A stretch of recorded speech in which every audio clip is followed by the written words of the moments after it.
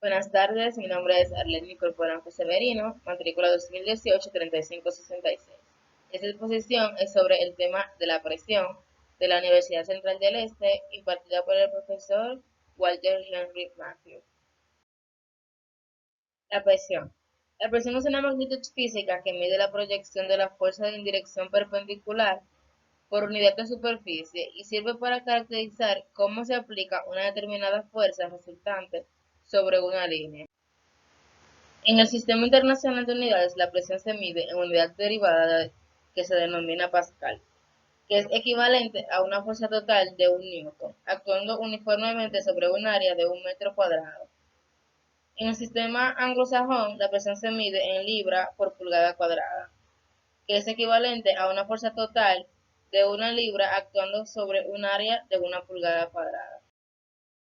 La presión es la magnitud escalar que relaciona la fuerza con la superficie sobre la cual actúa, es decir, equivale a la fuerza que actúa sobre la superficie.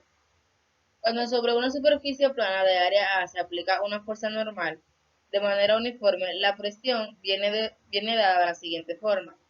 Presión es igual a fuerza sobre área.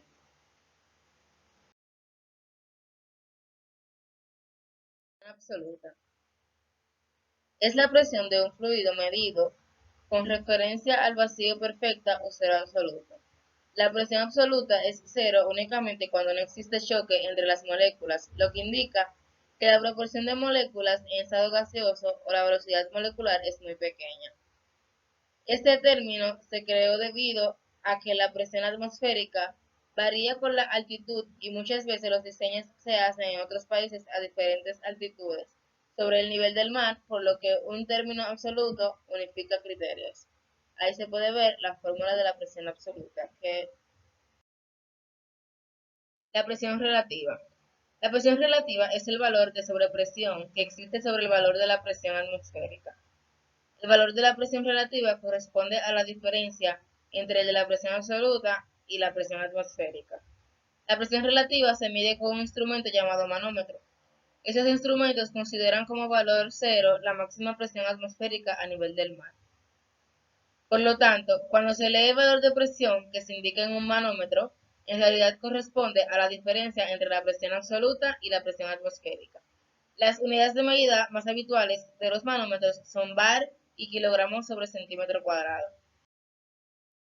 La presión ejercida por los líquidos. La presión que se origina en la superficie libre de los líquidos contenidos en tubos capilares o en gotas líquidas se denomina presión capilar de estos. Se produce debido a la tensión superficial. En una gota es inversamente proporcional a su radio, llegando a alcanzar valores considerables. Por ejemplo, en una gota de mercurio de una 10 milésima de milímetro de diámetro hay una presión capilar de 100 atmósferas. La presión hidrostática corresponde al cociente entre la fuerza que actúa en el seno de un fluido sobre una cara de un cuerpo y que es independiente de la orientación de ésta. Depende únicamente de la profundidad a la que se encuentra situado el elemento considerado. La de un vapor que se encuentra en equilibrio dinámico con un sólido o un líquido a una temperatura cualquiera y que depende únicamente de dicha temperatura y no del volumen. Se designa con el nombre de presión de vapor o saturación. La presión de un gas. En el marco de la teoría cinética, la presión de un gas es explicada como el resultado macroscópico de las fuerzas implicadas por las colisiones de las moléculas del gas con las paredes del contenedor. La presión puede definirse, por lo tanto, haciendo referencia a las propiedades macroscópicas del gas. Para un gas ideal con n moléculas, cada una de ellas de masa m y moviéndose con una velocidad aleatoria promedio, contenido en un volumen cúbico, las partículas del gas impactan contra las paredes del recipiente de una manera que puede calcularse de forma estadística, intercambiando momento lineal con las paredes en cada choque y ejerciendo una fuerza neta por unidad de área, que es la presión ejercida por el gas sobre la superficie sólida. Propiedades de la presión en un medio fluido. La fuerza asociada a la presión en un fluido ordinario en reposo se dirige siempre hacia el exterior del fluido, por lo que debido al principio de acción y reacción, resulta en una compresión para el fluido y jamás para una tracción. La superficie libre de un líquido en reposo es simplemente horizontal. Esto es cierto solo en la superficie de la Tierra y a simple vista, debido a la acción de la gravedad constante.